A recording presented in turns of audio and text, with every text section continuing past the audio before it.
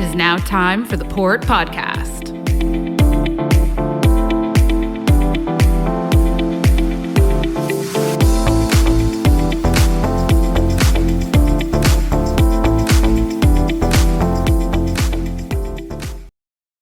We're rolling. On the air. Hello, everyone, and welcome back to episode 7 of the Port Podcast. Summer edition. Summer edition. We are on shorts and t-shirts. Shorts and a tee. I didn't get that memo, but I did get the tee memo, so that's always good. I think one of the things that we have to adjust in this podcast is our communication around outfits. Well, it's out of necessity. Our air conditioning is broken here at the office today. We got doors open. We've got fans everywhere. It just sounds like it's the worst. It's not. I'm feeling great. I've got ginger ale. I've got water. We're thriving. It's a big topic here at Port St. John today. No air conditioning. Well, there you go. I think the episode, we can just cap it off at that. No AC, and we're done. No AC. Some people didn't even come in today. I don't blame them. It's okay. It's a nice day. Thanks, everybody, for turning back in. We've had a wild couple of months since we've, I guess, left you. Not in the dark, but we've just been busy. You've probably been seeing a lot of our stuff and our videos on social, not so much in the podcast format, but in a lot of like videos, a lot of just keeping you up to date, I'd say. And, you know, we've been very busy since Port Days, which was anticipated, but maybe not as maybe foreseen, right? So a ton of activity. We've opened the new pier at the container terminal. We've had our first 2 container ship day. A ton of events on cruise, amazing social media content earlier this week. Yeah, First lift. Yeah, it's been wild. Yeah. As someone as you guys have kind of gotten to know on screen, I'm learning so much about the port every time that we're here working and going out and getting to visit cruise ships for the very first time. And it's been a pretty wild experience just learning how a lot of these things actually work logistically and just, you know, the hard work that goes in behind the scenes, right, to actually bring in these big ships and a cruise ship and to, you know, facilitate people having a great visit. And I think even it surprises me as a resident here just how much work goes into the welcoming crew and, you know, just the whole experience of bringing people here and bringing product here and getting it elsewhere. I've just been completely a big nerd about it. So, well, and you get to experience a fun thing on a cruise ship this week. Tell us about your lunch. So, you know, again, as you guys know from, you know, some of our social, I'd never been on cruise ships before. And, you know, we've gotten the opportunity to go tour a few ships and really see some just things that we've never seen. And we've really wanted to bring the audience along, you know, the way, because why not just bring everybody for a ride, right? You got a big boat, you bring everybody for a ride. So I think for me, I was very, very surprised just about how much of focus is on customer service on every element, whether it's a giant ship like Oasis of the Seas or like the Zaneb, like on the Holland America lines. Like it was second to none. Customer service is top notch across the board. And I see it from the moment that we step into, you know, just like the freeway area or, you know, and I see it right from just when people are scanning our passes. Everyone is so excited that we're there. And the ship was beautiful, stunning. The tour guide was phenomenal. But when we got to dinner on the last ship, we got to go to this amazing buffet. So, you know, your girl Cait got to have just a bunch of different things. And I'm a picky eater. So being able to have like baguettes and fries and Jell-O, I just was in my element, right? Where some people really like fancy dinner. So when we got to this experience, it was really, really just all out. And it was the inaugural visit for this vessel. So, you know, they really went above and beyond to have such a special lunch for everybody that was there visiting and dignitaries from City of St. John, federal government. Like, it was really just phenomenal. Big deal. The dining room was stunning. It felt like I was on the Titanic. I'll be honest. It did. Well, and Holland America is celebrating their 150th anniversary. So that's kind of what they were doing in Port Sacal that they've had numerous returns to, of St. John being one of them. They did the same thing in Halifax. 150 years kind of brings you back to that Titanic era. Just, and I think too, like with everything that's been going on, I know, like, not to bring up Ocean Gate, but I think it's people still have a deep admiration and fascination with learning about, you know, vessels, new vessels. Like we've got the Icon of the Seas coming out in a few months. Like I think there's just a really big fascination with, you know, just ships in general. So obviously taking people along for the ride is fun, but when you're actually surprised too, it's really refreshing. So you're all in on the cruise industry. I love it. I'm ready to go. Natalie, for someone that says they didn't, someone, let's go. I'm ready to tour. For someone that said you didn't want to be on the water.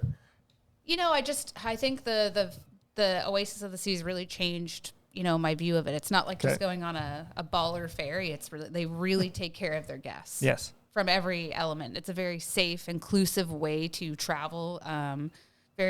And when I say affordable, I know that not everyone just has money to travel. But, no. But what I'm saying is that if you're looking for something to do with your family or with a best friend or your kids, a cruise ship is a really great way to do it, because even if you're going to an all-inclusive resort or Disney or you're saving up for something like that, there's so many different things to do and so many excursions. And then get this, you port at different places. So the memories you can make in different places, it totally changed my view on how people travel and go cruising. Also, I love the fashion. So, to go back to dinner was phenomenal. Like, just, I'll have to, I took the menu with me, so I'll have to put up a picture of it if I've got it. You took the menu. I did. She said, do you want to take it as a memento? I said, absolutely I do. I don't know if I'll ever have anything like this again. But they had like this beautiful sea bass with like potato puree and these and I watch a lot of Hell's Kitchen. So I'm very into food. I just don't eat a lot of it. You're going to make people very jealous hearing this. We're going to have to, we we have a program. Years ago, we had contests to get people on and oh, really? And have lunch on a cruise ship. Well, I'm trying to bring everyone along for the ride as best as I can, guys. So if you have questions or anything like that, or if you're like, we need to have a contest, then make sure you send the Port of St. John a message, and we'll have to rally the cruise lines to get us on. So the other interesting thing that's happened in the last couple of days, we have a luxury yacht. You must have brought your yacht in for a couple days. You weren't supposed to tell anyone, Craig. Yeah, Pugsley Slip. I was trying to be inconspicuous. Right next to Area 506, who's hosting the big country music boxcar event this weekend. There's a beautiful, luxury yacht with a full crew. So any below deck fans and fans of reality TV I love on these below yachts, deck so much. we have a yacht that I think would be very comparable to the one you see on the show. I would be such a good first stew. I'm really good at organizing, really great at cleaning, really good at managing a team. Thanks to my team keeping me in check this past year. You may have to go check it out. I actually might, because that stuff is, like I said, it's very intriguing to me. But yeah, the dinner was phenomenal. They had a really incredible tenderloin as well. What did you get? I had the beef. You had the beef. Okay, yeah. So, and they had this really little heavy for lunch. Had to have a nap in the afternoon. And they were really, really like showcasing the wines and things. But a little bit early. Right? Yeah. Amazing dessert. But, just overall, just a really great experience for people to be able to, come and visit our city, to be comfortable and relax. And I did see our photographer who's filming this episode right now that you can't see. She was down at the Diamond Jubilee filming a really cool experience with Acadian sturgeon. Yes, the caviar. With some of the crew from the port. And that was really cool, learning all about like what him and his team have been up to, and their take on, sustainability with like, sturgeon fishing, and like I found that to be very, very interesting. Yeah, we had events for crew and other passengers too. Like crew's one thing we've really talked a lot about this year with the Container Village. We've got a dedicated area for crew on ships. They can go on Wi-Fi, talk to their family, and we really feel that's a big deal.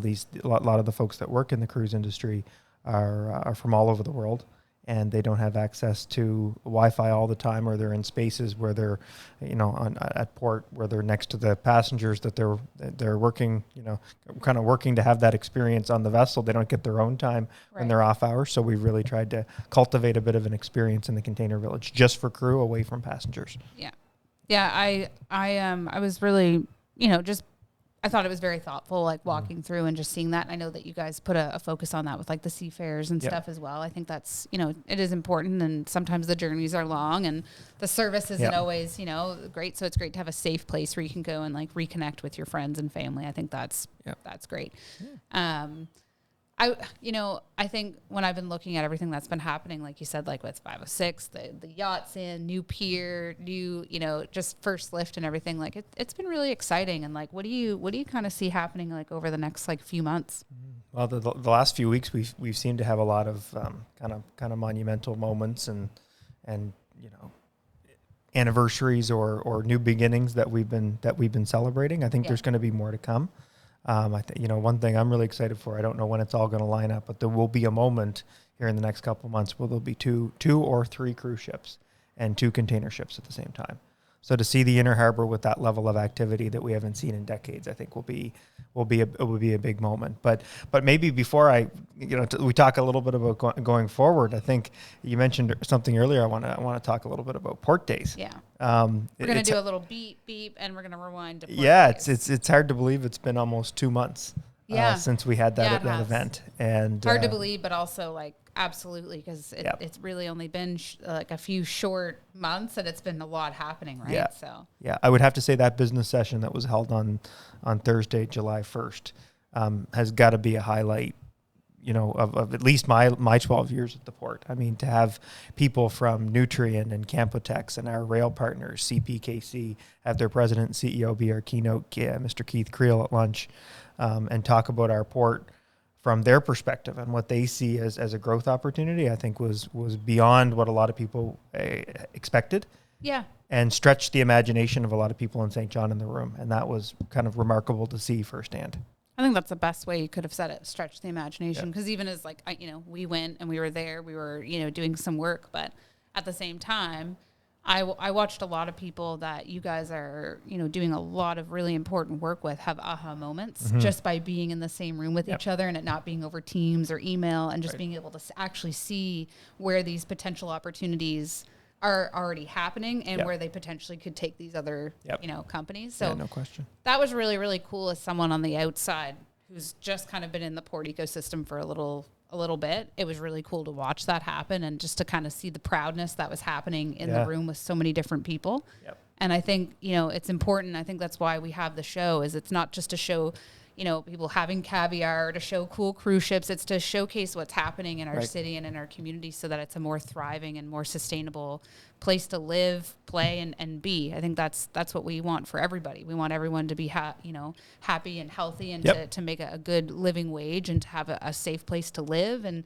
to be able to go see some entertainment once in a while. And I think that's ultimately why we're trying to communicate this in this kind of format, is to bring people along for the ride, keep you informed of what's going on, bring you along for the ride as well. So if you want to know even more, or you want to know, vessel arrival dates, like we'll let you know. We can keep you, as close as possible. But, I think for us, it's just a matter of, keeping everybody along for the ride, because I think that's what keeps, us all great and collaborative partners. One of the panels that led into that keynote at lunch from Mr. Keith Creel was had a CPKC, one of their senior folks who's been a big part of the growth in St. John, Jonathan Wabaugh, who has spoken at many events here in St. John and about the port. To keep the momentum alive for Port Days, we're going to have Jonathan call in. Yeah, and really hopefully on one of the next episodes and chat a little bit about his perspective of Port Days, but then all the things that have happened in the coming months. Also, the plan is I'm going to speak at a chamber event this fall as well, and try to give a little bit of a recap of Port Days as well, and what's all the activity that's occurred since then. It's really been quite astounding to see a lot of the work that happens, and I've already seen a few folks like Jill and Paul already working on Port Days 2024 because so much goes into it. It's not just a 2-day event where some signs get ordered, some branding happens, and some people speak on a panel. It really is a lot more than that. And I to be quite honest, if you've seen any of the photos online, one of my favorite parts were actually the bus tours. Because it's kind of like when you're in school and you have to go sit at a table with people you don't know for the first time, or at an event, or in a theater, or you go somewhere. And I was watching people sit beside one another that maybe wouldn't have sat beside one another, that then started having conversations, that then I became buds with a couple of people that we hung out with the whole conference. Talked about music, talked about, them coming back to New Brunswick because of how beautiful it was, staying at an Airbnb uptown. And I think that was the bus tour was probably one of my favorite parts. I think it was a highlight. Yeah, Seafood Fiesta was really cool. Seeing people just kind of unwind a little bit, take the business. It's hard to take speeches, business. No speeches. Just a fun night. Just a fun night. Lots of food and good friends and people catching up. That was really great. I'll be excited to talk to Jonathan a little bit about, what the reception has been from, his stakeholders, or the shippers and importers, just from what's happening here in St. John. Because obviously it's it's a win. Yeah. I think for like the partners as well as it is for the port. And it's very interesting to see online when we're referenced as someone who, works on the comms side for the port.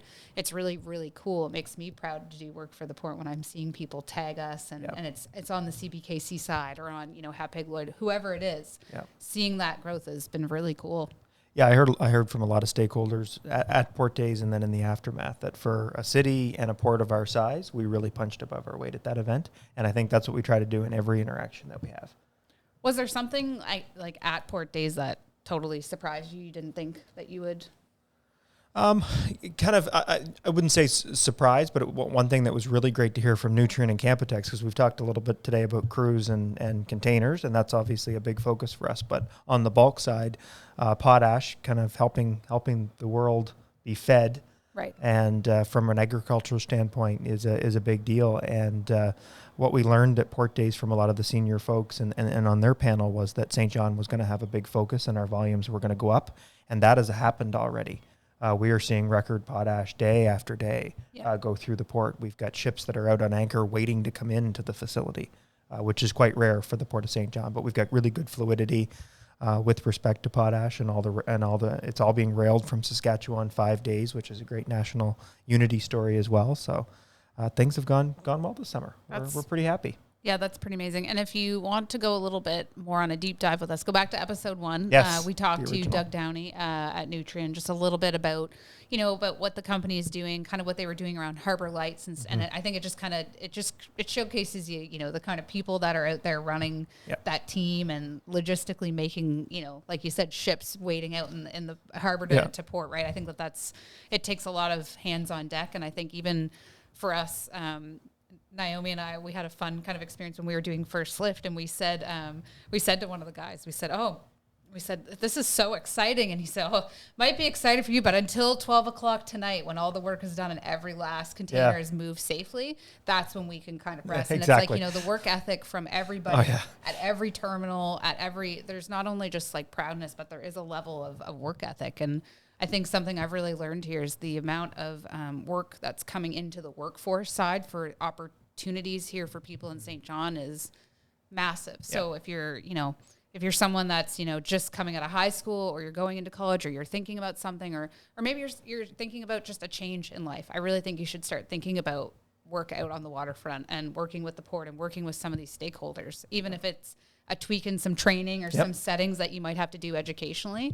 There's a lot of opportunity, and I mean, it's happening here for sure. Oh, and it's happening from kind of the unionized workforce at the terminals, management of the terminal operators. You could work on a tugboat. You could become a harbor pilot.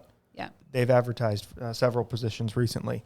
You can come work at the Port Authority. You can go work for the rail line. Like there's just, it's an unbelievable amount of opportunity that crosses every educational and socioeconomic background. You can have grade 12 education to a couple of university degrees. We've got it all. And so I've got something interesting. For a future episode. Yeah. So back when Tanya Chapman was here, we talked about our 8-pillar strategic plan. Well, this week, we received the first draft from Acre Architects about the visually appealing port.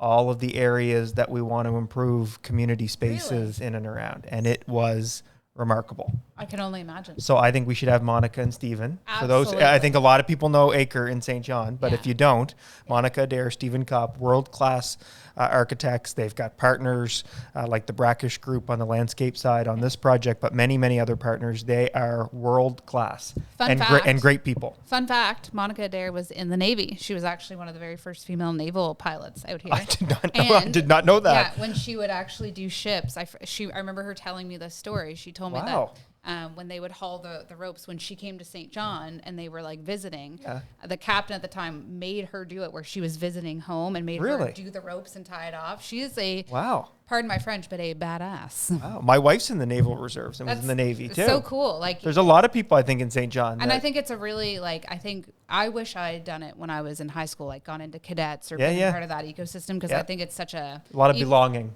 A lot of belonging, a lot of really just like good hard work ethic, just sense of urgency is there, people wanting to lend a hand, and just forever friends. Yep. So yes, Monica, you're going to be watching this because I'm going to send it to you. Yeah. and you're going to be on the next show, because they would be phenomenal. They would be. It would probably be the highest viewed one. I think Acre, in my opinion, has a following that extends, beyond St. John, New Brunswick, Canada.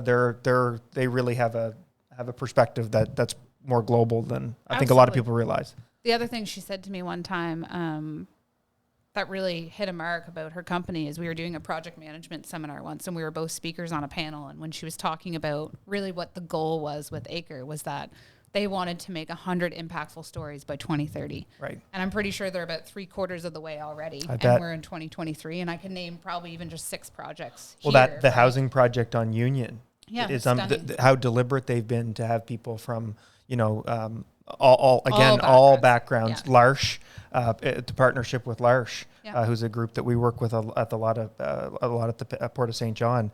The fact that they've been so deliberate about building these relationships with unbelievable nonprofits, I think we could have a lot of content. So between Acre, Jonathan Wabaugh, CPKC, who's a superstar in the rail industry, we got some big episodes coming up. We're talking about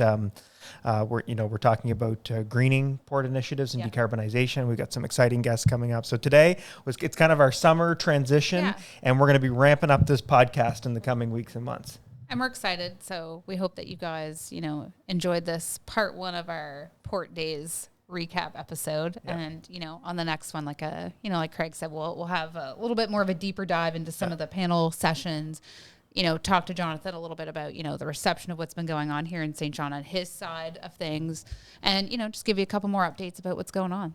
And you're not allowed to join the crew of that yacht. You got to stay right here with us. I'll still be here for episode 8, guys. If not, we'll just get another blue-haired young lady to come in and fill in for me. They're around. Too funny. Thanks, everybody. Thanks. And until next time, see you. Enjoy the summer.